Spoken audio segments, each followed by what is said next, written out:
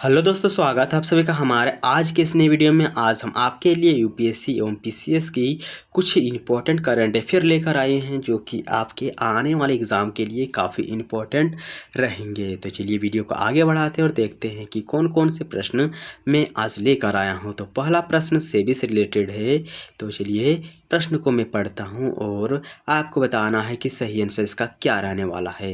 भारतीय प्रतिभूति एवं विनिमय बोर्ड, जिसे हम सेबी भी कहते हैं, उसके संदर्भ में निम्नलिखित कथनों पर विचार कीजिए। यह एक वैधानिक संस्था है जो कि भारत सरकार के केंद्रीय वित्त मंत्रालय के प्रशासन के अधीन काम करता है।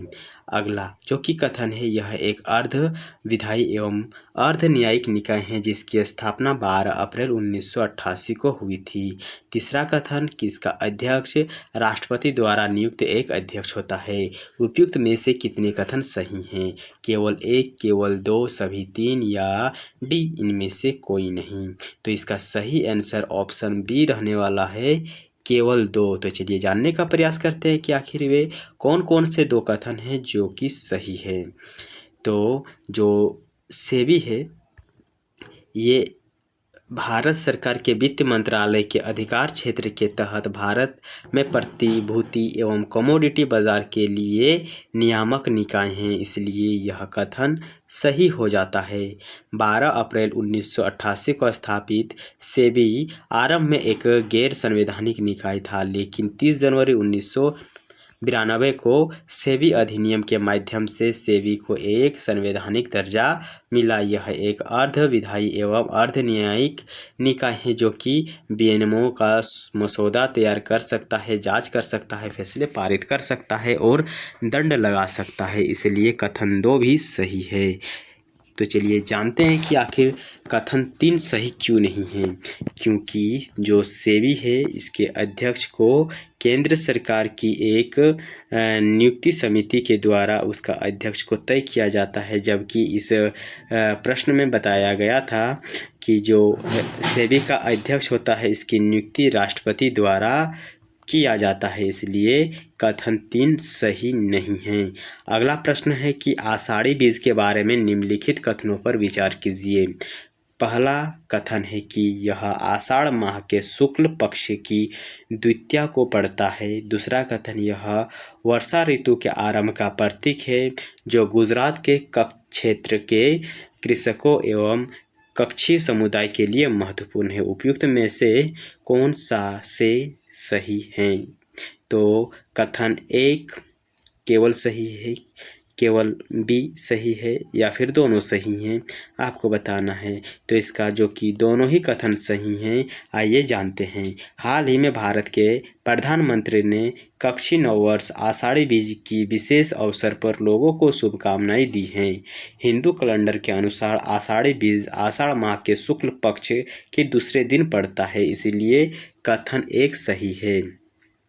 आषाढ़ी बीज जो है वर्षा ऋतु के आरंभ का प्रतीक है जो गुजरात के कच्छ क्षेत्र के कृषकों एवं कच्छी समुदाय के लिए महत्वपूर्ण है। भारत में पारंपरिक नववर्ष त्योहारों में चैत शुक्ल प्रतिपदा, गुड़ी पड़वा और उगादि, नवहेरा, साजीव और चेरा ओबा, चेटी चंड, बिहू, बैसाखी और लोसुंग शामिल है, इसलिए कथन 2 भी सही है। अगला प्रश्न है कि निम्नलिखित कथनों पर विचार कीजिए।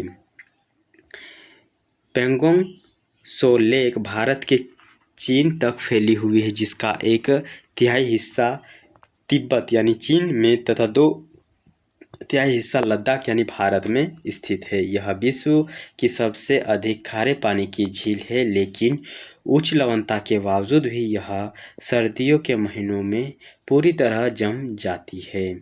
उपयुक्त में से कौन सा कथन सही है, आपको बताना है कि कथन 1 सही है, कथन 2 भी सही है तथा कथन 1 की सही व्याख्या करता है।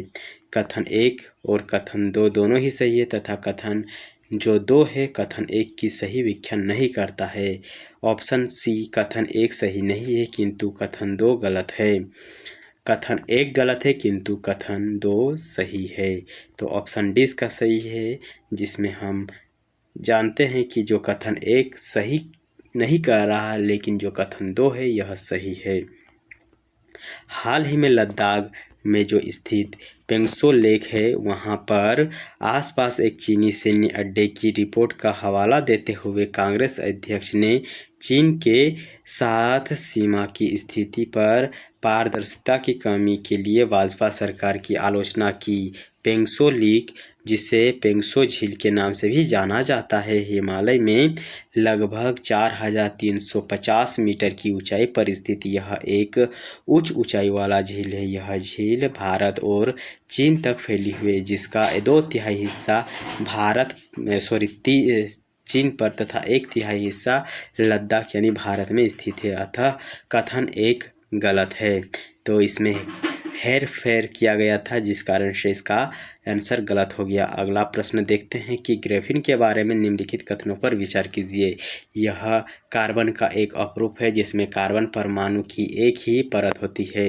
इसका प्रयोग इलेक्ट्रॉनिक्स, सामग्री विज्ञान, ऊर्जा भंडारण एवं रूपांतरण तथा चिकित्सा में होता है। उपयुक्त कथनों में से कौन सा से सही नहीं है या हैं?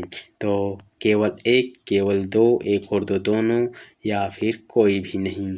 तो ऑप्शन डी इसका सही है कि जो ग्राफीन है कार्बन परमाणु से बनी एक पतली 2D संरचना है और इसमें उत्कृष्ट तापीय एवं विद्युत चालकता है तथा इसमें अनुप्रयोग की एक विशिष्ट श्रृंखला है। यह कार्बन का एक अपरूप है जिसमें कार्बन परमाणु की एक परत होती है जो षष्ठकोणीय यानी मधुकोशीय संरचना में अवस्थित होती है। इसलिए कथन जो 1 है सही है। ग्राफीन मानव जाति के लिए ज्ञात सबसे पतले एवं सबसे मजबूत पदार्थों में से एक है। इसका उच्च विद्युत चालकता, कंपोजिट के मजबूती, ऊर्जा भंडारण क्षमता और बायोमेडिकल उपकरणों के लिए जैव संगतता को कारण इलेक्ट्रॉनिक सामग्री विज्ञान, ऊर्जा भंडारण और रूपांतरण और चिकित्सा के लिए अनुप्रयोग यानी यूज किया जाता है। इसलिए कथन 2 सही है।